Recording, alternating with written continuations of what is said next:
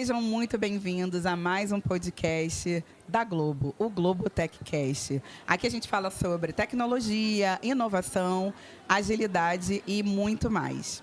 Estamos numa edição especial, luxuosa, diretamente do Agile Brasil e Scrum Gathering Rio 2025. Então, a gente estava aqui vendo vários talks, várias palestras, e gostamos muito de uma que nos chamou bastante atenção, que é da ação. Aliás, é da ideia à ação, né? Falando um pouquinho de inovação usando Lean Process Management. Design. Olha eu, gente. Edita depois. Não, olha, Lean Process Design. E aí eu vou fazer a minha autodescrição e vou passar para os meus convidados para eles poderem se apresentar.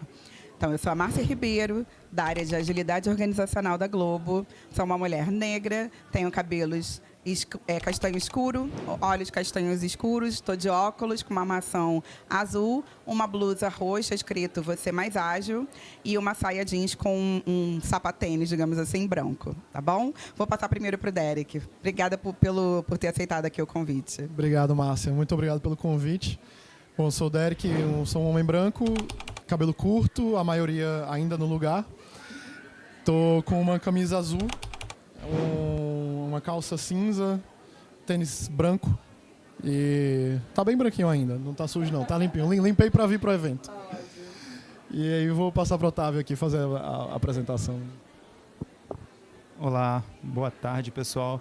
Eu sou Otávio, sou um homem de branco, né, mas de pele morena, cabelo escuro, olhos pretos. Estou usando uma camisa azul marinho, uma calça preta e um sapatênis preto. É bom aqui estar falando um pouquinho com vocês da nossa palestra. Obrigada também, Otávio, aqui por estar aqui conosco nesse episódio. E assim, antes da gente falar efetivamente da abordagem que vocês trouxeram, que eu achei muito interessante em relação a processos, misturando vários conceitos, metodologias, eu queria saber uma pergunta mais assim particular. Como é que vocês se juntaram para trazer esse case aqui para o Agile Brasil? Muito bom. A gente trabalhou junto lá na MJV. Foi onde os cases que a gente apresentou aqui aconteceram, onde a construção dessa metodologia começou, né? Onde que a gente teve desafios de levar, sendo do Centro de Excelência em Agilidade, o desafio de levar a melhoria de processos, levar o Lean para junto do ágil e junto do core business ali da empresa, do forte, que era trabalhar com inovação, com design thinking. A gente aprimorar processos, levar inovação para processos, porque muito se fala de inovação em ambiente ecossistema de startups, produto. Então, como que uma empresa cujo ponto principal é inovação, vai trabalhar com processos que parece algo tão oposto, né? A gente pensa em processo, aí vai burocracia, aqueles fluxogramas chatos, aquela coisa quadrada. Mas como que se inova em processos? Como que uma empresa de tecnologia, de inovação, pode trabalhar em processos, né? Então, a gente se conheceu nesse contexto. Ali nos projetos, o Otávio começou a trabalhar com a gente ali no Centro de Excelência, e aí a gente desenvolveu os projetos, fizemos os trabalhos juntos. Já mudei de empresa, o Otávio continua lá, mas como foi algo bacana assim, de construção, pensamos, não, vamos compartilhar isso com a comunidade, né? E aqui na Agile Brasil, que é um evento muito bacana, porque ele é agilidade raiz mesmo, né? Ele é da comunidade para a comunidade, feito todo por voluntários. Então, vamos levar e compartilhar. E o que a gente fez de legal, desafios, onde que a gente embarreirou, não conseguiu, o que deu errado e o que deu certo, e de repente, como que as pessoas podem trabalhar inovação, trabalhar processo junto, né? Já que a gente combinou metodologias ali.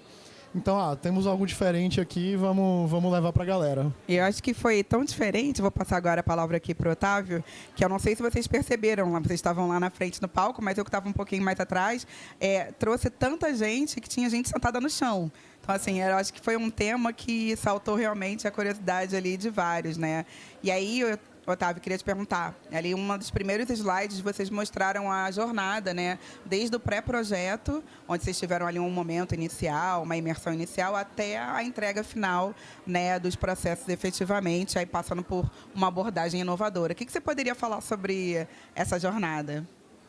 É maravilhosa, né? Não poderia falar diferente, mas assim, até voltando um pouquinho no tema anterior, né? Até para complementar o Derek, a grande sacada dessa metodologia é você unir os 3 perfis diferentes, que são as 3 metodologias. Então, normalmente a gente tem um agilista, né, que é a pessoa meio que responsável pelas cadências, por toda a parte do mindset ágil dentro do projeto. Além disso, tem um especialista em processo. O Derek é um extremo especialista, tem um conhecimento muito grande, certificações em processos. E designers, né? Então, assim, a MJV, ela é precursora do Design Thinking aqui, uma das, né, aqui no Brasil. Então, desde o início ali, desde que eu estou na MJV, já estou lá há 8 anos, a maioria dos projetos que eu participei, o Design Thinking sempre teve ali no core.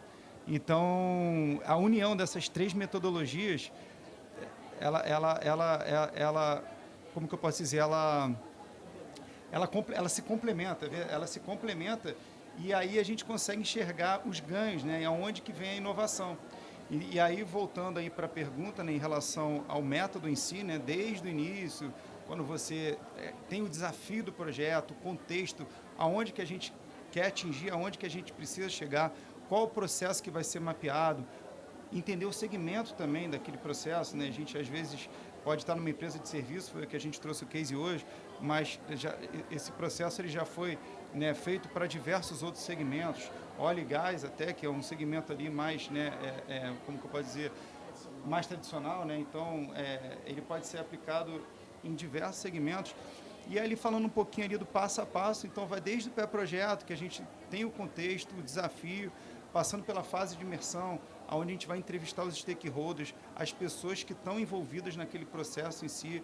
Depois a gente vai passar para a fase de análise, onde a gente vai coletar todos os dados, enfim, dados de pesquisa também, que é feita fora as entrevistas. Aí sim a gente vai ter, né, um conhecimento, uma segmentação melhor das dores que aquele processo tem, das oportunidades, os desejos, enfim. E aí, a partir disso, a gente vai vir para a fase de imersão, né? Falando em Design Thinking, o duplo diamante, né? Seria a terceira fase do projeto ali, a fase de imersão, aonde a gente vai co-criar, junto com os stakeholders, as melhores ideias, os problemas, né? Oriundas dos problemas, né? E a partir da cocriação a gente chega na fase do MVP, né? Então depois eu também vou passar aqui para o meu amigo Derek, para ele complementando, até para não fazer um monólogo aqui. Mas aí tem a fase do MVP, né? Onde a gente vai, enfim, depois a gente vai consolidar tudo, né? Fazer um MVP, né? Testar parte do processo, né? A gente vai testando ali para poder gerar hipóteses e tudo mais, até chegar na 5ª fase do projeto, né? Que a gente do método, né, que a gente vai definir o cenário ideal, né, que é o cenário to be, e depois fazer um piloto. Então, assim, de forma rápida e sucinta, são 6 etapas praticamente, tirando ali o pré-projeto, que a gente nem considera ter iniciado, mas é onde a gente vai ter os insumos do que vai ser feito, e aí a gente tem todo esse método, e é um método assim, que tem resultados muito significativos, desde diminuição de tempo até redução de custo, enfim, outros benefícios. Não, perfeito, Otávio. E eu só pegando também um gancho antes de passar aqui para o Derek, né? Achei bem interessante, né, que até, né, no desenho que vocês mostraram tinham esses momentos ali, né, de divergir, convergir, novamente divergir para poder chegar no resultado, né? E o início do teu método, né, você leva um tempo ali para entender o contexto, que é uma coisa que a gente aqui na comunidade ágil cada vez mais a gente fala, né, da gente não vir com soluções ali muito ali prontas, né, de prateleira. Sem a gente entender o contexto, a gente não consegue dar as melhores soluções, né? E aí eu vou deixar você falar um pouquinho sobre o MVP em processos, que eu achei também interessante. A gente ouviu falar muito em produtos, né, e em processos. Queria entender como é que vocês usaram esse conceito. Legal. Uma grande sacada ali, na verdade, é algo puxado pela necessidade, né? Hoje em dia ninguém espera por nada. Então, mapeamento de processo tradicional, uma empresa chegava assim e falava, cara, eu quero mapear meus processos. E agora? E aí, o profissional de processos ia lá e vou fazer um mapeamento aqui, vou entregar lindos fluxogramas. Só que como são muitos processos, e sempre são, a gente vai passar 6 meses aqui mapeando, vai passar 1 ano mapeando, vai passar 3 meses mapeando. Que seja 3 meses, que seja 1 mês, você está passando todo esse tempo sem entregar valor. E aí, como que fica a agilidade nessa história, né? Como que eu consigo trabalhar com processos, mas ser ágil, entregar valor cedo, ter feedback e aprender. Trabalhar com MVP aí do produto, fazendo analogia para o processo, o MVP do processo vai ser um conjunto de vários MVPzinhos que vão ser as melhorias de processo que a gente identificou ali, as oportunidades. Então, passamos lá pelas fases que o Otávio falou, imersão, análise, priorizamos, vimos aqui quais são as tendências, as dores que são mais latentes, ideamos, trouxemos a inovação do DT, o divergir, convergir, que é normal de qualquer processo criativo. E no começo parece que vai dar tudo errado, assim, você começa, você fala, cara, como é que a gente vai sair com uma resposta daqui, né? E aí que vem da agilidade também alguns pilares ali, que a gente fala de adaptação também, né? Bastante, né? Coragem, a gente até falou ali os valores ali, a gente fala também, a gente trouxe isso aí, porque como é o evento do Scrum Gathering também, né? Então a gente trouxe ali os valores do Scrum, e coragem é um grande valor, né? E eu acho que a gente precisa ter coragem para implementar as ideias, né? Para criticar também o que está errado, né? Dentro do processo. Então, e a adaptação, né? Dentro da questão do MVP também vem muito forte. O projeto inteiro, a gente vai achando que as coisas não vão dar certo. E aí a gente vai adaptando e melhorando, promovendo Kaizen, melhoria contínua, que a gente trouxe também. E é isso. Então, assim, no final, assim, os clientes sempre gostam, né? Na verdade, no final sai. No final tudo dá certo. Se não deu certo é porque não é o fim. E aí, indo para o MVP, né, vamos fazer uma analogia aqui. O mínimo produto viável é algo que a gente vai operacionalizar, começar a usar, ter feedback, ter o valor entregue de fato, está em produção, as pessoas estão usando. O foco do usuário é o que a gente quer, né? Ter empatia com ele, que ele realmente use e enxergue que não só uma entrega, mas algo que realmente está facilitando a vida, está gerando ganhos para a empresa, está economizando num processo, enfim, está dando eficiência. E aí, no processo em si, a gente constrói o roadmap, né? Passa pela imersão, análise, ideação, e aí vamos também usar agilidade, né? Então, vamos fazer um protótipo, porque eu não sei se essa mudança de processo, de fato, vai melhorar o processo. Nem toda mudança é melhoria, a gente espera que seja, mas algumas hipóteses precisam ser validadas. Aí entram as análises qualitativas, entra o quantitativo do Lean Six Sigma, muito do Six Sigma, análises estatísticas, mas também entra a estatística, vai te dar um norte, vai reduzir a sua chance de erro. De erro no sentido de, eu fiz uma mudança e ela não deu certo, eu vou voltar aqui, o pivotar do startup, né? Vou pivotar aqui, vou voltar ao processo, vou dar um rollback no processo, vou pivotar para outra solução. Só que quanto antes a gente conseguir aprender e fazer isso, mais ágil estamos sendo, adaptativos, o custo da mudança é menor. Então, o MVP no processo é isso. Eu mapeei e tenho um processo ideal em vista, mas antes de chegar lá, vamos fazer iterativo incremental. Vamos fazer o MVP do processo. Quais são os ganhos ali rápidos? Quais são as mudanças que eu preciso validar hipóteses, testar com protótipo, testar com MVP? Vamos usar uma inteligência artificial para já fazer esse protótipo rápido, né, colocar algo para uso mesmo, além do protótipo de baixa fidelidade, média fidelidade que a gente já fazia desde sempre. Às vezes a gente agora, com o IA, consegue fazer um de alta fidelidade e já colocar para o usuário ali, para o dono do processo, para pessoas stakeholder-chave, e eles já vão testar isso e vão falar, melhorou minha vida, não melhorou minha vida. E a gente tem que medir, aí entra a métrica, né, o acompanhamento. Acho que quando a gente fala de inovação, fazendo também uma analogia com os antigos ali projetos, né, mais ali o waterfall, a gente não tem um escopo fechado. Então, a gente não pode começar também uma iniciativa dessas imaginando que vai ser tudo exatamente, né? O contexto pode mudar, você pode ter novos atores, novas descobertas, né? E aí a gente tem que estar o tempo todo tendo coragem mesmo de saber que não sabe tudo, né? Que eu acho que essa é uma característica, um soft skill de até uma certa humildade, por mais que a gente tenha os conhecimentos técnicos, tenha hard skill e tudo mais, a gente tem que ter aquela humildade de falar, eu não sei tudo, porque essa situação específica está totalmente nova e vamos pensar com as ferramentas que eu tenho, com as informações que eu tenho, qual é a melhor saída. E eu vi que vocês foram bem felizes em relação a isso, né? Você começou a falar um pouquinho de como a IA acelerou um pouquinho também essa jornada. Recentemente eu também estava comentando ali de bastidor que comecei a navegar nesse mundo e também tive boas surpresas. Mas eu queria ver como é que vocês pensam a parte da humanidade com a IA, a curadoria, o quanto que vocês tiveram que, de repente, treinar a IA para ela sair do jeitinho que vocês queriam. Então, uma frase que eu achei bem legal numa palestra que eu participei é que a IA ela não decide, ela sugere. Né? Quem vai decidir somos nós, né? Então, começa por aí. Mas o que ele falou, hoje a IA ela tem uma capacidade de análise de dados absurda. Então, o case que a gente trouxe foram 27 entrevistas realizadas em 2 semanas. Então, para fazer análise, né, imagina a gente fazer entrevistas que duravam em torno de 1 hora, 27 em 2 semanas, e analisar em paralelo todos esses dados e conseguir, né, sintetizar, agrupar, né, as dores, os desejos, as oportunidades.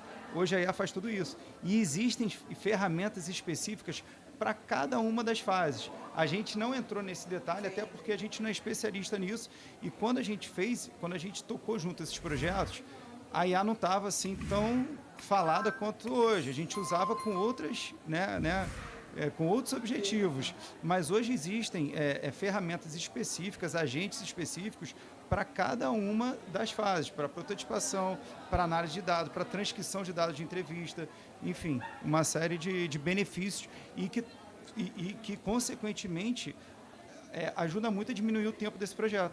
Ou seja, ele começou falando que o projeto era de 1 ano, né, de 6 meses a 1 ano. A gente já diminuiu para 2 meses, 3 meses. Com a IA, isso aí vai diminuir de 1 mês para 2 meses, entendeu? Então, é mais ou menos isso. E a gente já começou a trabalhar com 6 a 8, a 10, a 12 semanas no máximo, né? Que é o que as pessoas esperam hoje também, é a expectativa. Não adianta falar que vai ser lindo, maravilhoso, se quem precisa do processo ali não vai ficar esperando esse tempo todo. Então, e aí eu brinquei lá na palestra também, jovens, leiam, não deixem de ler. A IA vai ler muito mais rápido do que a gente. Ela vai cuspir uma análise, ela vai dar ali para você a sugestão. Ela vai falar, meu entendimento é esse, mas ela vai fazer inferências, ela vai dar uma alucinada, vai dar uma viajada ali, vai falar algo que não faz sentido para o contexto, porque são as inferências, né? Como que ela vai funcionar. Isso na análise documental, né? Que é algo que no começo... E os vieses, né? Que a gente sabe que a própria inteligência artificial carrega também, né? Sim. Ela vai ter os vieses, ela vai ter inferências que não vão fazer sentido. Quando ela não sabe, ela não fala que nem a gente. Não sei, vou ver, vou pesquisar. Ela fala, é isso aqui. Ela é muito criativa, né? Ela é muito criativa. Então a gente tem que usar a criatividade para o bem, filtrar o que não faz sentido. Então a curadoria, né, que você falou, é importantíssima. E assim, continuem lendo, não deixem de ler. Eu tenho mais uma pergunta que a gente, quando vocês estavam apresentando ali, né, Business Process Management, aí sim, o DT, que é o Design Thinking, e o Lean Process Design, agora eu falei tudo certinho, viu, gente? E aí vocês estavam falando, né, o BPM ainda é visto por algumas pessoas ali como uma parte burocrática, mas, assim, ela é necessária, porque, assim, como é que você vai ter um legado, né, daquele trabalho todo, a parte documental, por exemplo, né? Mas o Design Thinking quebra um pouco o gelo porque ele traz ali algumas coisas, né, mais criativas, focadas no usuário, e aí vocês falaram do Lean. E aí eu queria saber se vocês tiveram algum tipo de resistência na parte mais ali, quando chega falando da abordagem de processos ali, ou se foi tranquilo nesse case que vocês trouxeram. A necessidade nasceu como processos, né? Só que Já foi uma demanda, né? Então não teve tanta demanda Legal. de processo, só que faltava algo, né? Assim, quem trouxe a demanda já queria melhorar processos. Só que eles falavam, a frustração era, cara, o pessoal vem aqui, mapeia o processo, vai embora e a gente não está vendo ganho real nisso. A gente acha que fica um documento e o documento fica lá, o processo está mapeado, mas quanto que a gente está ganhando? Está servindo mais de onboarding para quem chega? Olha, trabalhamos assim, mas qual foi a melhoria que você trouxe com esse mapeamento? Né? Exatamente. Aí a gente começou a pensar, né? Vamos o tal pensar fora da caixinha, né? Vamos pensar sem caixa. Então, como que a gente une isso, né? Como que a gente vai ser criativo numa melhoria de processos? E aí, eu brinco desde aquela época. A gente tem uma equipe multidisciplinar, teve pessoas de diferentes expertises trabalhando nisso e são muito importantes. Porque você vem com um analista de processos pragmático e aí você, por outro lado, tem um design thinker, um consultor de inovação, uma galera ali criativa, mas que às vezes precisa aterrissar essa criatividade em algo documental, a burocracia necessária, a burocracia que é importante. E aí, qual é o melhor profissional para fazer? Então, por que não os dois juntos? Por que não os dois juntos com uma gestão vindo do Centro de Excelência Lean Ágil, que a gente vai trazer enxuto, focado em valor, com agilidade, entregando valor cedo ao cliente, adaptando, trazendo a documentação dos processos, que é importantíssima, e trazendo a criatividade, a dinâmica, a atratividade do trabalho de inovação. E conseguindo fazer algo diferente, porque a inovação no processo é o diferencial que aquelas pessoas que chegaram e falaram, olha, a gente quer que vocês façam um mapeamento, uma melhoria de processo. Mas a gente não quer aquilo que a gente já está acostumado, que é desenhar um processo, entregar para a gente e falar, o processo é esse e boa sorte. E vocês vão ter um processo lindo. Só que o processo lindo precisa se traduzir em resultado, né? Senão vira uma paixão por uma solução. E aí o Caco, que palestrou antes da gente, tem grandes aprendizados que eu trouxe dele. Eu comecei a fazer static por causa do modelo do Caco. E aí ele falou na palestra dele também, ame o problema, não ame a solução. E desde que eu ouvi isso alguns anos atrás, eu falo isso sempre. A gente precisa entender bem, a gente tem que gostar de problema.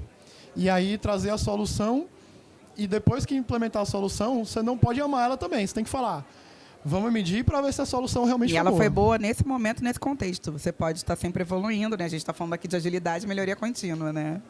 Eu queria passar a palavra até para deixar agora um pouco mais livre, né? Porque eu fui fazendo algumas perguntas, mas eu posso ter deixado de abordar algum ponto que vocês queiram falar. Então, fiquem à vontade. Só para complementar ele, né? Que ele falou ali dos perfis, né? Então, tem o perfil do design, que traz a criatividade, a empatia, o foco no usuário.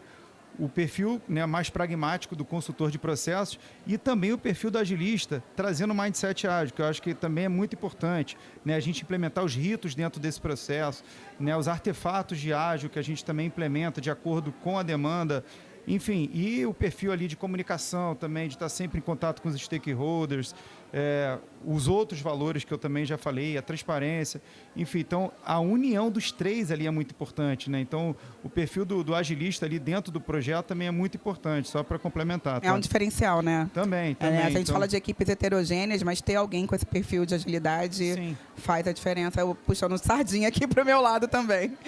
Imagina, um cara que já trabalhou como agilista, tocando projetos como com Kanban ou com Scrum, e ele vai participar do mapeamento, ele tem muito mais facilidade na parte da comunicação, na parte de estar implementando um rito, na parte de colocar os valores.